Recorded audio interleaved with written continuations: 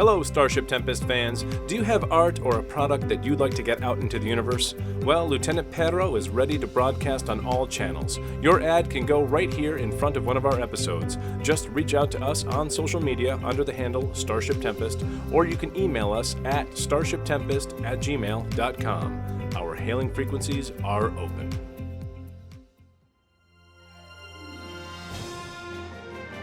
Greetings, everybody. Today's supplemental episode was recorded over Labor Day weekend 2022 at DragonCon. It was our enormous privilege and honor, and absolute thrill, frankly, to be invited to host multiple panels at our favorite convention. You'll get a little peek behind the curtain as we discussed our process, answered questions, and had some laughs during the panel titled Worldbuilding in the Star Trek Universe. Hi, everybody. Thank you for coming. Today's panel is called Worldbuilding in the Star Trek Universe. Before we get started, I want to remind everybody that this year's DragonCon charity is Open Hand Atlanta. DragonCon is going to match up to $100,000 in donations, so the closer we get to that, the better. This jar over here is where you can put a donation, or you can pretend it's a swear jar and pay for your whole weekend. So make sure that you get in on that and help the community. Okay, so hi.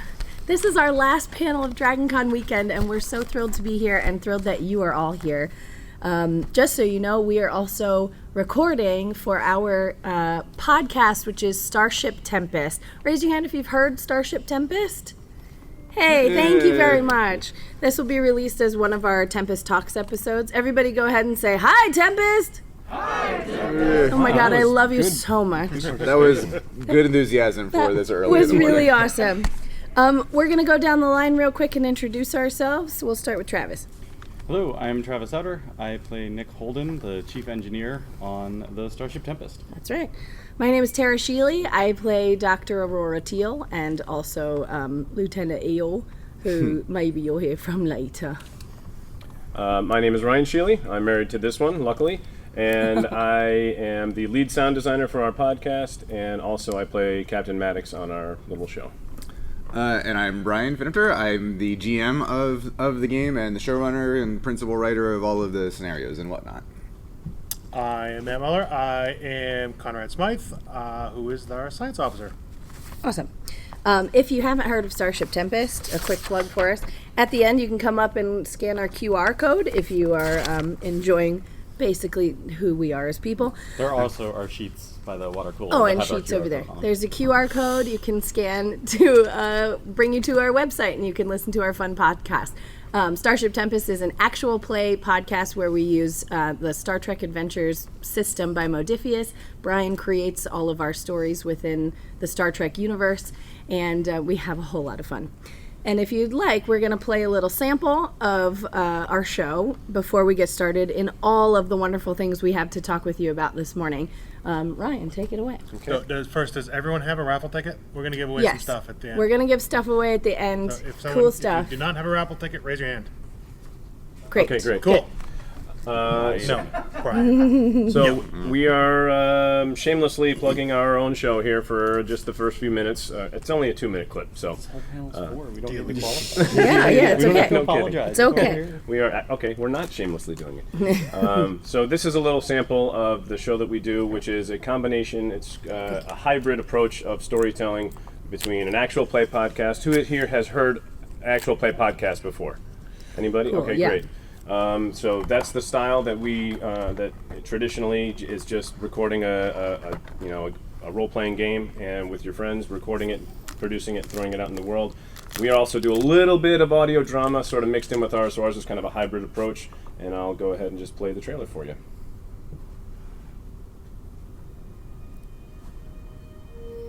Space, the final frontier. This is the campaign of the Starship Tempest. The ship shakes and sparks fly, and with the bridge coming down around him, the captain gives the order to abandon ship.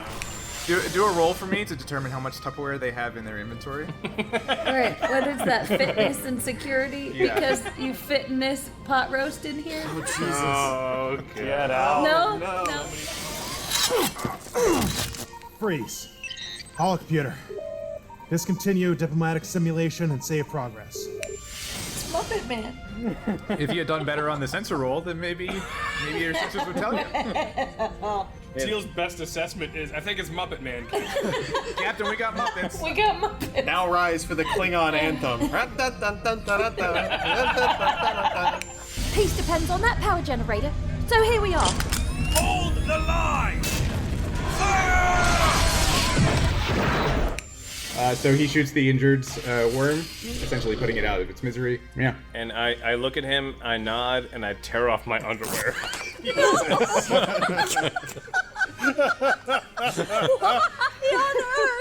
Vessels are irrelevant. Drones are irrelevant. Confirm suspension of current objective. So do I have to roll to throw gushers? Do whatever the you're gonna do. Dr. Teal, fire the gushers.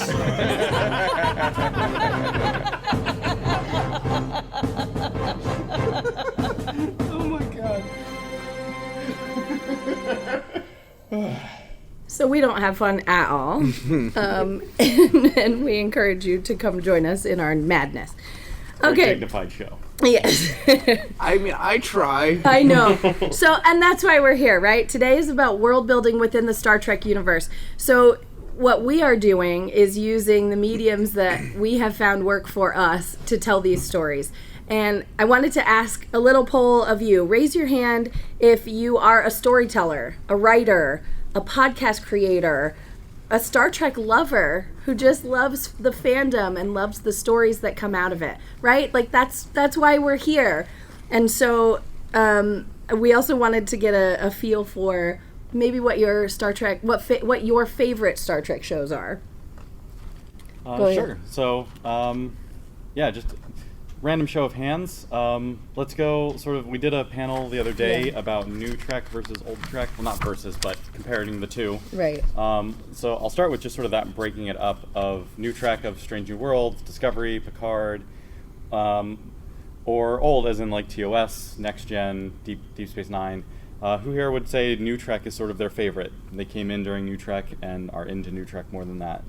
And how many classic fans? The old of stuff. The old stuff. Yeah. I'll jump in quick moment because we always plug the podcast and then we kind of move on to the topics, which is good. I'll note ours specifically because we have a bunch of people in here that are fans of sort of the classic era Star Trek. Our podcast is actually set in the Lost era, set between Kirk and Picard. So we fill a gap that there currently isn't a ton of Trek information. There's no show that really covers it. There's some lore out there, but that's where ours falls. So if that's where you love the Trek, if that's where you kind of grew up, or that's the stuff that you really just enjoy rewatching a million times on repeat and go through all the series in preparation for DragonCon, like we all do, that's kind of where our bread and butter is sort of in that range. Absolutely. So the first part of how our podcast came to be is what Brian calls playing in his favorite sandbox. So I'm going to let Brian tell you a little bit about how he comes up with our scenarios and how he got started really telling the stories that fit within this universe. Yes. Well, so I mean, so Star Trek is my primary and probably my oldest fandom, and I've been watching TNG since its first run and original series in syndication and all of that.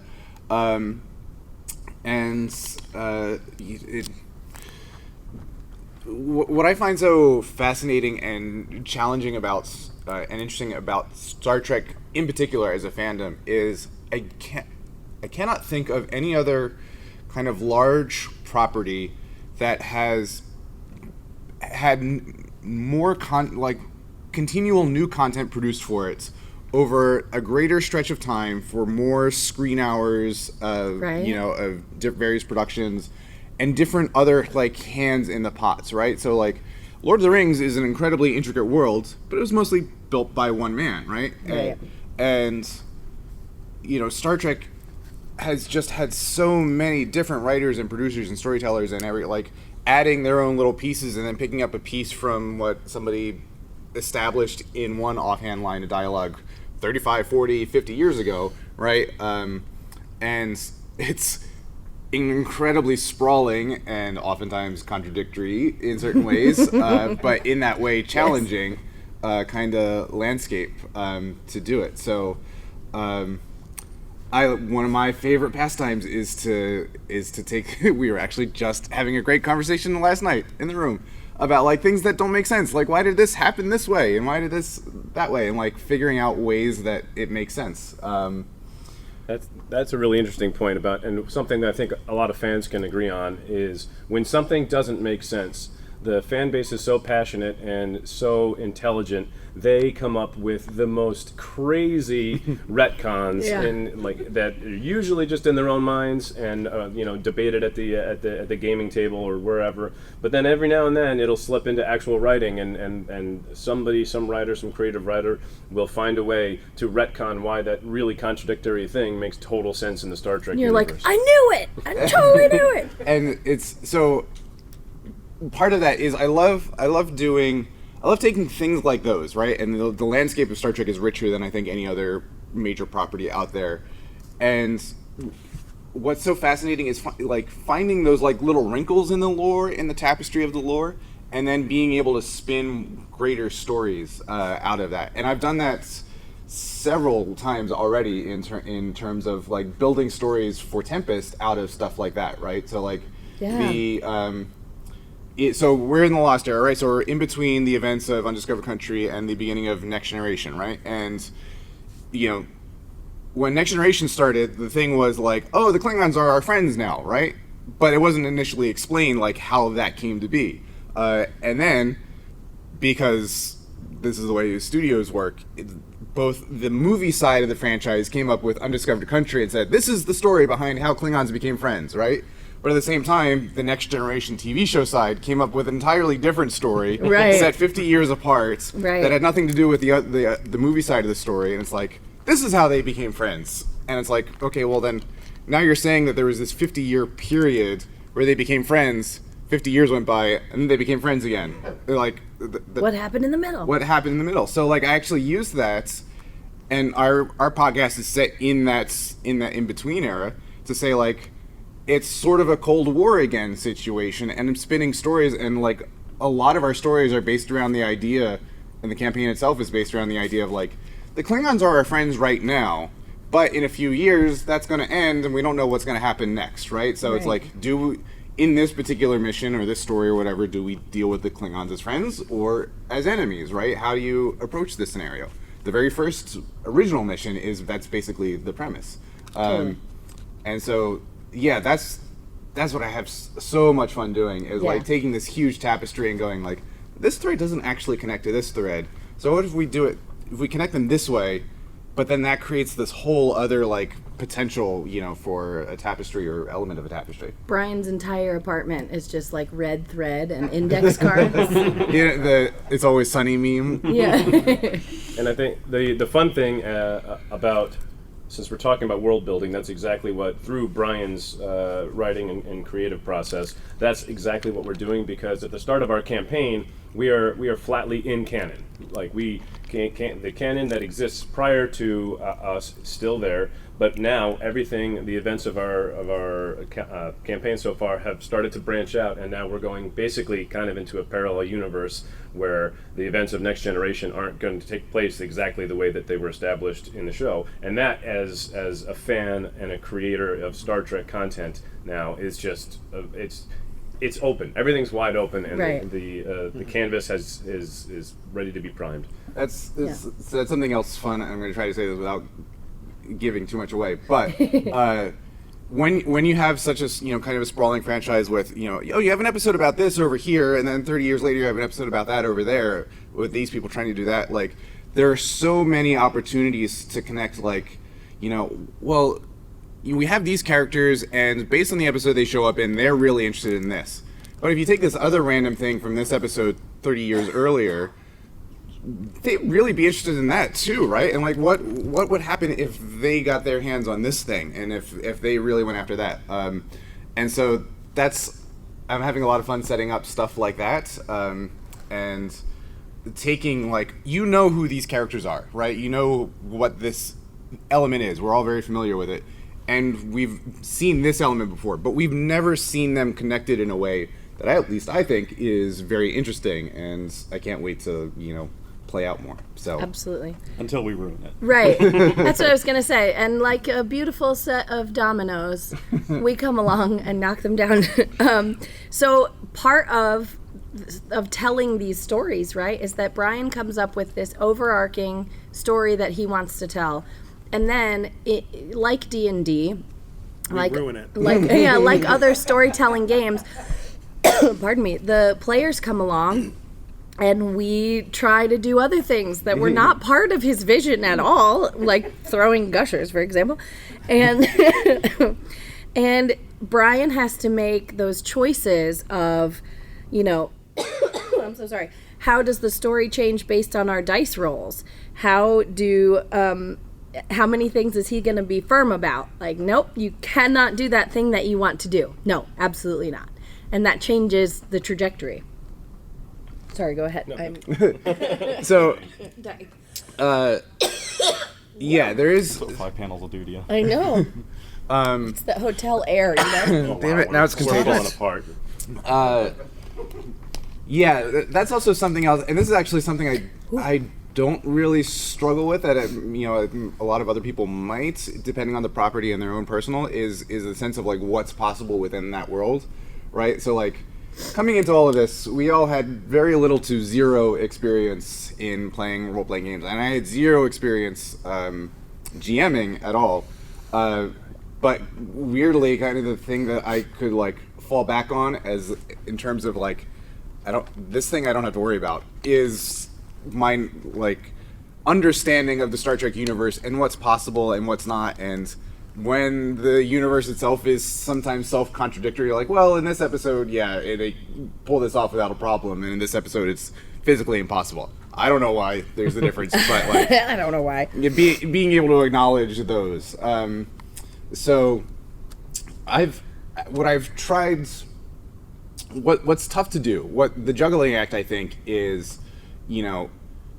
giving your players the rein, the slack to surprise you in terms of, which has happened a million times, but still keeping it within the confines, not necessarily of what story you're trying to tell, right? Because then you're forcing them on a path, which you don't want to do, but of like within the lane of what is possible within the scenario or the setting that you've set up. And that's definitely a juggling act and a figure it out as you go sort of thing. Totally. A second kind of section of telling these stories, we go from Brian's, written words and what he's envisioned, and then the choices that we are making and the roles that we are making. And then Ryan also builds the sound, which is part of the tapestry that Brian was talking about, right? You have to be able to listen to something but see it at the same time. And so in most actual play podcasts, I would say that's not something that they do. They'll, they play the game, they roll the dice, you get to hear how the game is going. So we're kind of a weird hybrid in that Ryan's background, and frankly a lot of us started in theater and audio drama and things like that. Ryan and I were both on Our Fair City and Unwell, so we that was what we knew, and so we were like, well, I guess we could combine these things. And Ryan is a super talented sound designer, so half of our, I would say, tapestry story background is these cold opens where you get a whole scene where you hear the fight going on, you hear the ship chase, you hear the sounds, you hear, you know where you are before we even start playing the game. And I want Ryan to talk a little bit about his sound choices. Sure. So our medium is a podcast. So our medium is sound. Our paint is audio, and there's only 2 tools you have in your toolkit when it comes to creating a podcast. I'm sorry, a storytelling through sound, and that's your voice, and that's your sound design. And the voices are provided by everybody here, and Tara will talk a little bit on creating her own voices and her characters and how that drives her own world-building experience on our show. But as far as sound design goes, it was really easy for me to separate myself from the previous shows that I was sound designing to jump into this one because I wanted to build a world in sound in Star Trek. And it is a honor and a privilege to do it, and it's just a really joyful process because you get to figure out through your own little moldings how the sound effects in the real show are made. For example, I was starting up an old treadmill. And I was like, what is that? It is the winding sound of the warp engines about ready to hit. That sound came, I now know because it's identical, came exactly from a treadmill. And then they process it a little bit, but it's like taking the things around you that create noise and molding it into a canon for Star Trek is just a pleasure, and it's something that is very dear to me. Yeah, absolutely. And you're good at it. Thank you. Which is fun. I mean, we also use the sound to immerse in the actual play itself. As Ryan was saying, a lot of actual play podcasts that you probably listen to are like they set up a video camera and you kind of watch everybody play, or they'll record it all and then just sort of upload the entire run as a single campaign or a single session.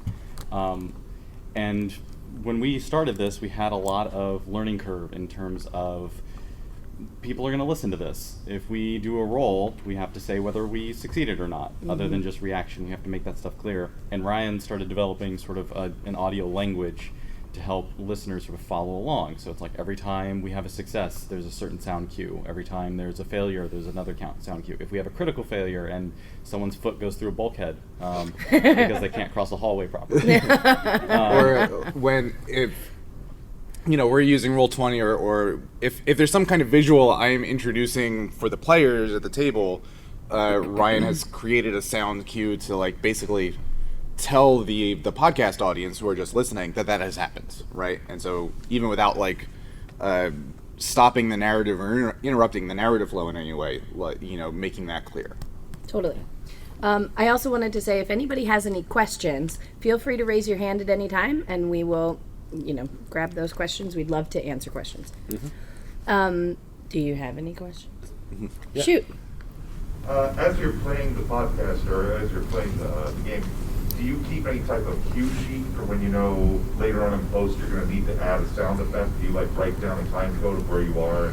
Oh, that's a good question. Repeat the question for the thing. The question was, do we create any kind of cue sheet while we're recording, while we're in the act of playing the game that I can then reference later to put in?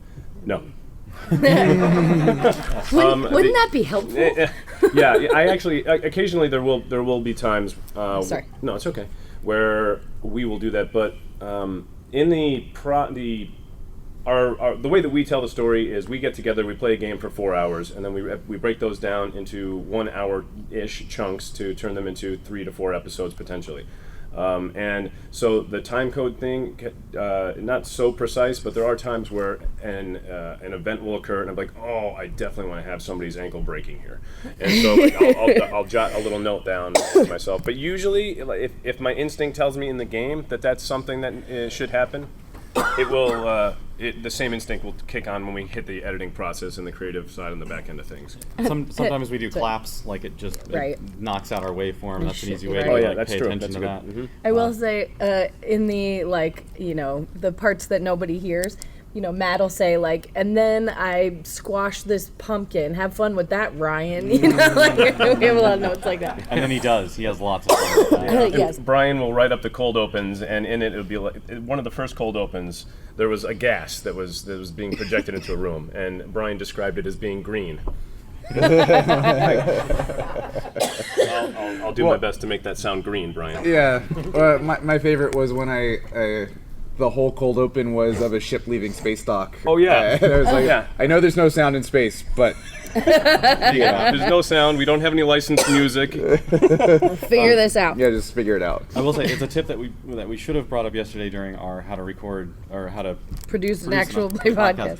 But if anyone wants to do that, the one thing that we learned about after season 1, maybe we had already recorded quite a bit of sessions at that point.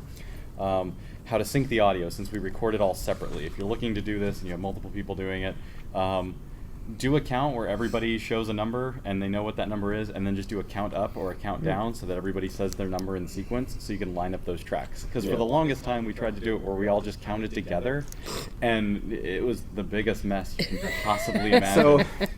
So you ever sang Happy Birthday together on Zoom? You know what that's like? Yeah. So we were doing it that stupid way for so long, and then I was a guest on somebody else's podcast, to just talking about the original series or whatever, and that was his method. It was just the two of us. It was him and me, and that was it. And it was like, we alternated back and forth from 1 to 6 or whatever it was. Oh, to line it up. Oh, this is so. Oh, we should do this. Yeah. This is how smart people would do this. All right, well, the third chunk that we really wanted to talk about today was our characters. And, I mean, characters are a huge part of storytelling, obviously, because without characters that people love and relate to and identify with, Star Trek wouldn't be what it is. We all love Star Trek, and as soon as you think of Star Trek, who do you think of? Somebody tell me the character that comes to mind first when you think of Star Trek. Data, how about you? Data, right? You think of Data. Who else? You look fantastic, by the way. Throw one out. That was really good. Spock. Of course. 100%. Oh, maybe. Thank you. This hotel air is killing me. Thank you. Anybody else? Throw a character. Picard. 100%. Anybody else? I mean, that's fine. Q. Sure. Q. Yeah. Q. So these characters have to be compelling. They have to be people that we think about later, right?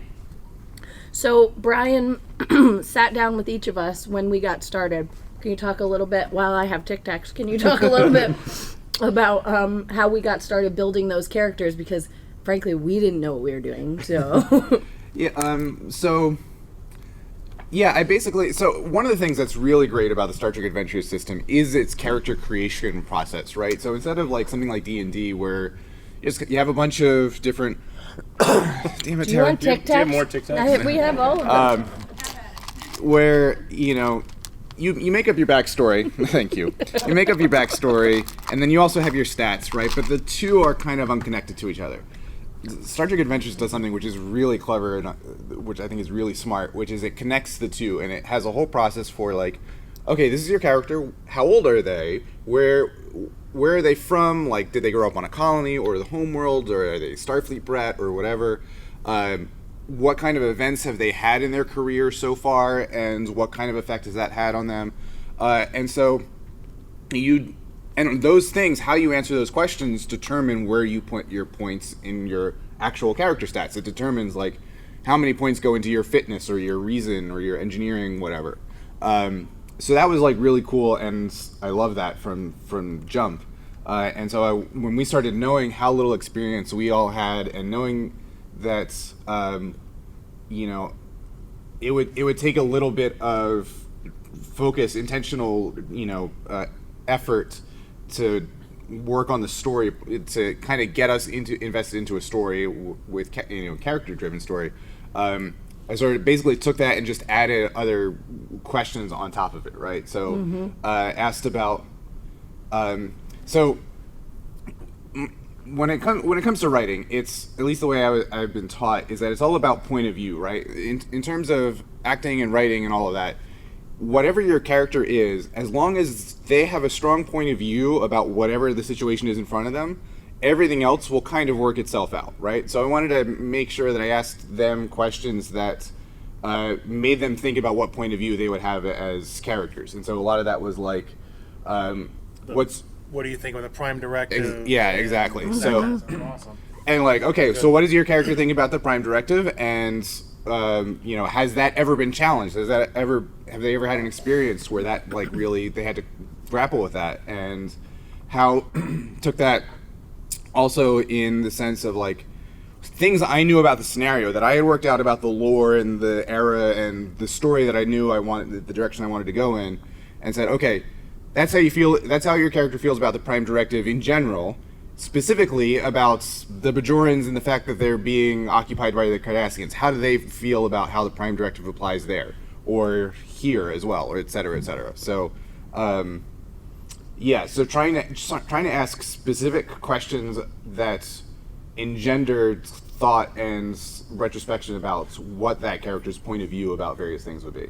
And one side effect of that is we are not briefed on what the other characters' feelings are about when we're formulating these gameplay scenarios. So our competing interests might actually develop a conflict between characters that can be that can help affect and paint the story with nuance in ways just strictly through character interaction and conflict. There was one episode where Travis's character and my character sort of had a hostile interaction on the ship.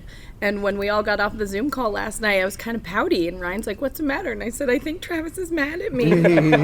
He's like, "That was in the game, honey. It's not to text him, and I'm sure it's fine." It was fine. I was mad at her, though. This is why my doctor is an empath. I also like when Brian did the additional questions outside of the stuff that comes in Star Trek Adventures character creation stuff, which is great and starts sort of getting those creative juices flowing, particularly for the characters when we have to do it, because it's a role-playing game. You have to be in character to some extent to try and, we break character a lot, it's fine, but you want to be in there in the headspace. You're making decisions as that character, not as you as a person. So building out your backstory helps you do that, and you end up running across sort of weird connections. Again, we're playing in our favorite sandbox, so all of us have this sort of back history of huge amounts of Star Trek knowledge, absurd hours of watching absurd research. It's research. Yes. Historical documents. But not all of us have the same level, and not all of us have the same amount in certain things, right? Like one of us may have. I'm the only one up here that has not watched any of the animated series, so I'm completely in the dark when it comes to that sort of thing, or the events that happen, or how that affects the characters. Someone may watch Next Gen more than someone who may watch TOS. So when we create these characters, we have our own biases in mind and our own thought processes of that, and so we end up coming up with stuff that ties to a specific aspect of Trek lore that another person just may not think of. And then when it comes up into a game, there are moments in which we kind of have that moment of recognition of like, oh yeah, I remember that from Trek, that we weren't thinking about when we were doing that sort of thing. And then there's just ones that you just stumble into. The example that I would bring up is Captain Maddox, Ryan, who is our captain, picked Maddox heavily in part just because he liked the sound of it. It sounded great when you say Captain Maddox. It was great. And it was only after the fact that Brian, during the character creation sequence, was sort of like, hey, do you have any sort of connection to Bruce Maddox? Because the man who tried to take apart Data, because the timeline works that they would be of similar ages, or at least around, like in the ballpark, and is there some sort of connection there? And so that drives Ryan to be like, do I? Maybe and then he has to think about it, and then like there's potential of story potential and plot potential that connects to things that we as Trek fans already know exists, but is probably outside the view of what we've seen of other characters and events that have already happened within the medium that we've consumed already, and how we can play with that around the edges. Well said. And to piggyback on that a little bit, there are situations where Brian has woven in characters, beloved characters from Star Trek's history into our scenarios. And I'm not going to give away any spoilers here, so I'm going to speak around the edges. One of my favorite characters, my absolute favorite character, this character that was beloved to me. There is a situation where my character has to make a judgment call about this character and their fate. And the way that I decided to play it was, it would be really easy for me to do the thing that Ryan Sheely, would like to see for this character. Yeah. But it would be way more compelling if I flipped that idea on its head, and my character decides to do basically the opposite. And then trying to figure out how to play that as a performer and how to pull on that thread and see what exactly happens. And that was a really fun episode to do. And I look forward to seeing how Brian fleshes it out for me. Yeah, well, so this is season 3, so we will talk around it. But in coming up with that scenario, knowing that is your favorite character, I assumed, I never even gave it a second thought about how you would choose to play it as Maddox. And the whole thing I built it in my head kind of with that dynamic, and really I'm like thinking like, okay, how can I kind of put the brakes on that so the scenario doesn't end in 5 minutes, because Ryan goes, well, obviously it's this, done, right?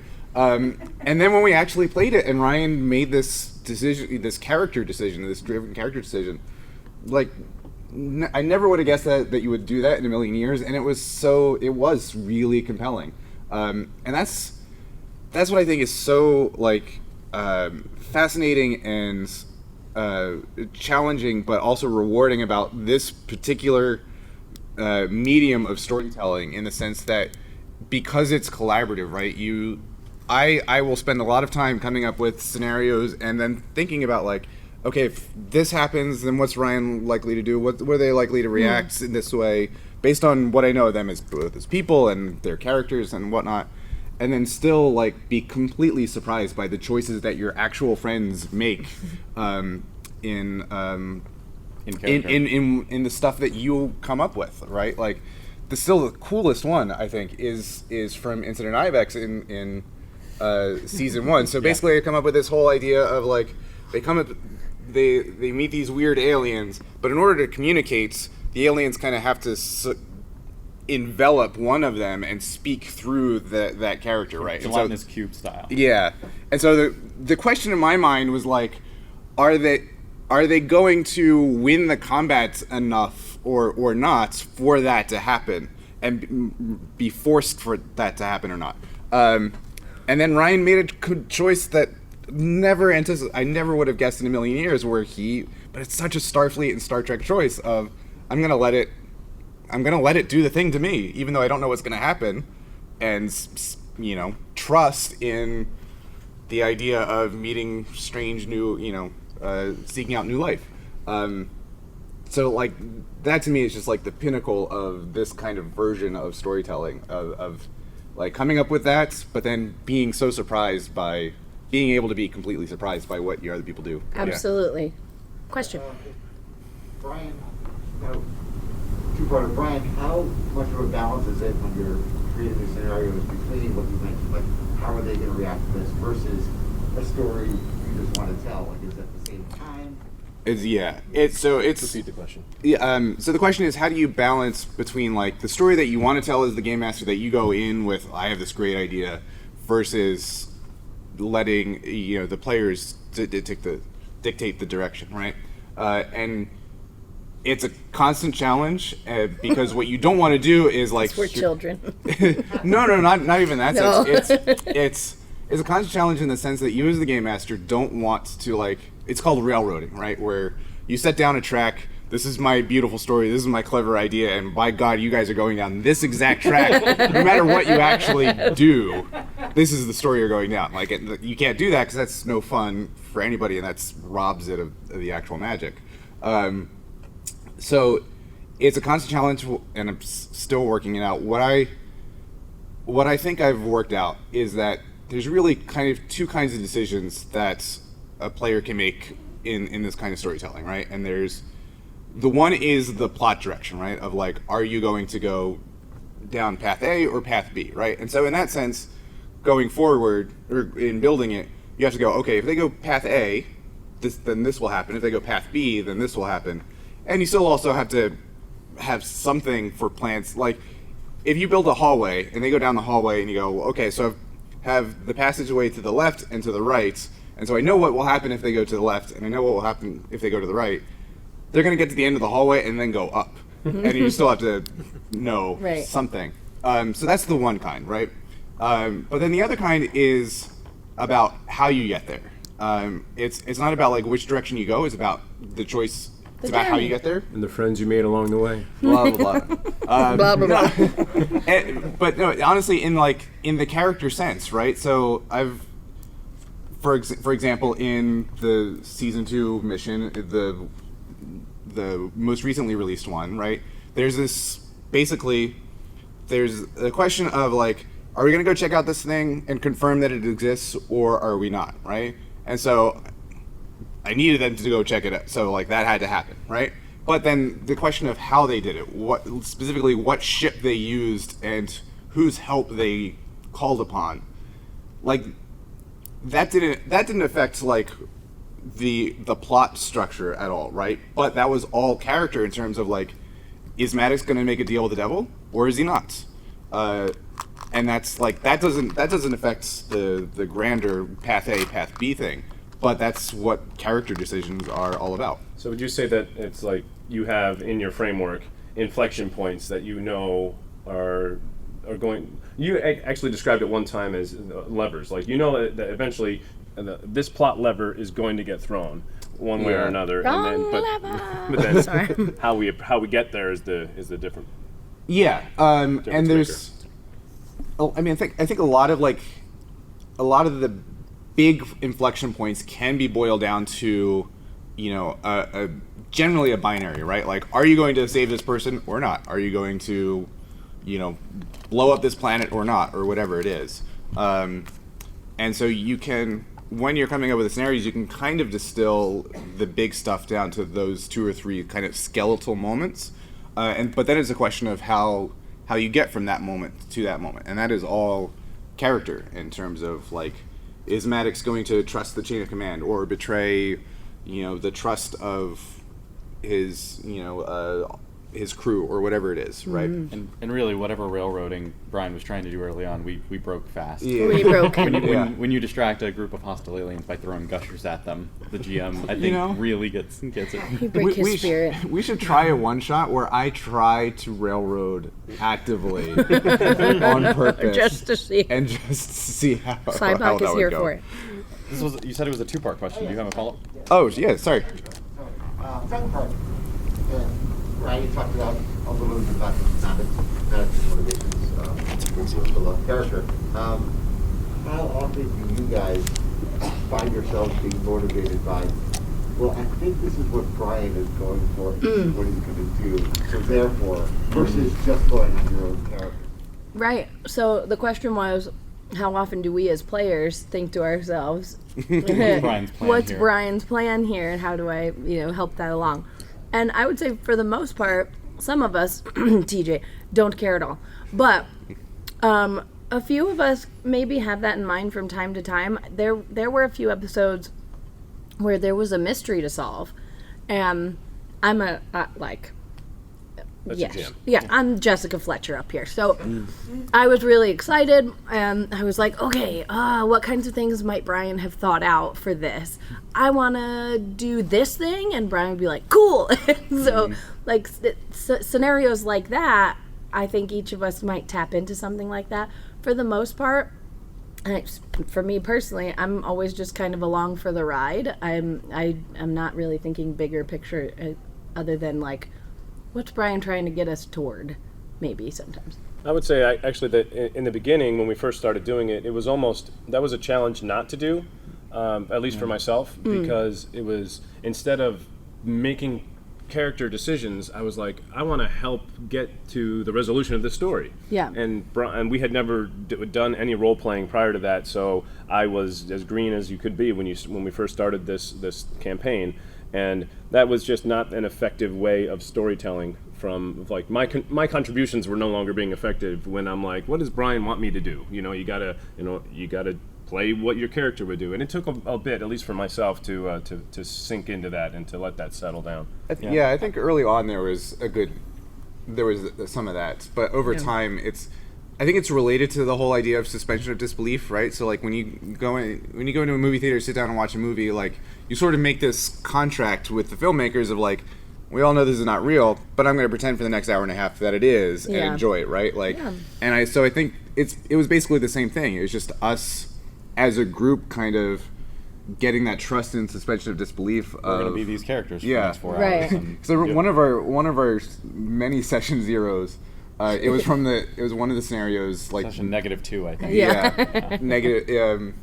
It was one of the pre-built like scenarios by the Modifius, the publishing company, where it was like, okay, you got to deal with this anomaly and this you got to close it and whatever, and you guys decided to just leave. And I was like, there's nothing in the book about if they just leave. What do I do now? And so you guys literally warped away, and I was like, you have to go back. Like, I don't know what else to do. Do you want to start another one? Actually, I have a question on picking back on this towards Matt, because he joined us he was a guest character in season 1 and then created a full character and is now part of the campaign as the chief science officer. How was it? We had already sort of fleshed out our characters a little bit and run through those challenges of not really getting our rhythm as player characters. So did you run into that when you joined the fray, and in terms of how you felt with your character interacting with ours? Yeah, a little bit. It wasn't too bad. I mean, we've been friends forever, so that made it a little bit easier, I think, because I wasn't coming in as a stranger to everything. But at the same time, my character was.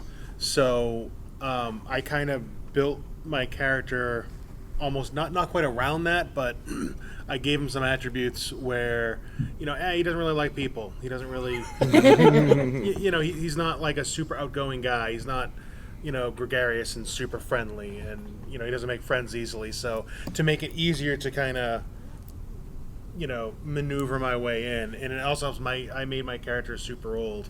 Because like in the world of Star Trek, you see like all these really elderly people, like in Encounter of Foul, Dr. Pulaski, who was probably actually 42, and that's disgusting right now. But she looked really old when I was a kid.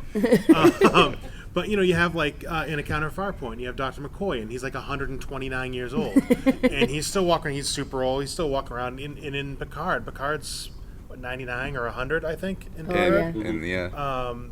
he's still active in Starfleet, but you never really saw that like an older Starfleet officer that was cool. Like old. Other than guest stars. Other than like a random guest star here. And like Admiral of the Week. Yeah, right. So I thought it was a pretty cool thing, like have a fairly not low ranked, because like he's a lieutenant commander, but still not like a captain or an admiral that was an that was an elderly person, Yeah. And making the character something fell. Sign fell. Yeah. But like I wanted my guy to know a lot about Romulans and have Romulan contacts. But in that time period, as Brian told me, it's like the Romulans were nowhere, and like they didn't come back until season 1 of TNG, and that's 20 years later. So, and so they were around 20 or 30 years prior to where we were, as active in the galaxy, where my character would have interacted with them. So that immediately made my character had to be like 30 years older than everyone else to actually know them. Totally. And I made him an academic that wasn't in Starfleet all the time. He was in Starfleet because he got pissed off about stuff and he hated everything else. And, Starfleet, I'll join Starfleet as an officer. That's fine. So what I thought was such an interesting choice that I love that you did is the fact that Smythe. Basically, this was Smythe's second career, right? Yeah. Because that's something I definitely want to explore. All of the characters, mainly all of the main characters in most of the shows and whatnot, like, I wanted to be in Starfleet since I was 3 years old, and it's the only thing I've ever done and been in. Well, when in real life, it's not that. Like, people have multiple careers. They do something for a while, and they move on. And especially when you add in the fact of people have longer lifespans, like, I wanted to explore that idea. And so there are a few NPCs in the first couple of seasons that are that, like in Sabotage on Station 7, there's a science officer or engineering officer who was like in Vulcan politics for a while, but then she was like, no, I'm done with that now, and then like, okay, and that's connected. So the fact that like you did that kind of even independently, like we didn't not talk about that at all ahead of time. I thought it was so cool. Our first officer also did that, TJ. Our first officer wanted to be a Starship designer, and that was really what they cared about. But to rank up, you have to spend time in the field. So essentially, it's his rotation coming out and joining us. Doesn't really want to be there. This is just part of the process. Yeah. I love that character choice too, and that's not something I ever would have thought of on my own. In that sense of like, again, all of the main Star Trek characters are like, we really want to be out here, and like TJ came up with this idea of like, no, a guy doesn't really want to be out here. Yeah, right. I got to check this box for my career, but that's it. And like, that's such an interesting perspective. Why did Maddox choose him as first officer? I'm assuming he didn't, and in this particular case, but whatever. Cybok has a question. Cybok, yeah. So, you spoke of earlier of establishing a place in the timeline in canon and then diverting from it. Yeah. how much do you as a whole table and the relationship between the GM and the players, how much do you trust in that buy-in of your table with people that love Trek to keep it Star Trek enough that canon isn't totally busted? Or did you all have discussions of like what the hard lines are of how far we can bend this so that it's no longer the genre of sci-fi and Star Trek and all of the immense knowledge? So the question is, since our campaign diverges, goes from canon and then that splits off into sort of its own separate timeline, whether or not if I'm understanding your question correctly, are we consciously trying to make choices that might better align with previously established canon, or just going off on a completely tangential reality? Am I getting that? How do we balance it? Sure. Good question. Yeah, Really good how we question. keep a whole new timeline Star Trek rather than go nuts and do lens make flares Brian everywhere. do it. Yeah, we make Brian do it. Yeah, I would say that I just do it. I think we have a level of trust where I think there's been enough freedom in the early stuff where we get some hints of existing lore or some connections that we see to feel comfortable knowing that we can change stuff if we want. The character that Ryan loved immediately, I don't think Brian was worried that we were going to kill a legacy character. That's the favorite of our captain. Sure, yeah.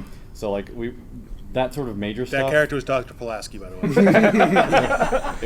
Sorry, it was Cybok. Oh no. I think there is a level of, if we completely changed canon, as long as we did it in a way that felt Star Trek-y and not a way that broke it, I don't think any of us would worry about it that much. The guardrails that I think we have in place would be our natural inclination to not change something that we love so much a ton. We have changed a couple things here and there, but I don't think we've made any. So I'll say this: I know exactly the divergence points. Even they do not really. Like, I know exactly what they are in my head in season 1. And there are clues. If anybody out there wants to go looking for them, there are clues. So I know exactly, basically, like, okay, because they did this is a branch point, and so on and so forth. And I am keeping that in my head all the time. I'm telling you, red string and index card. Yeah. But honestly, because it's Star Trek, it's not hard.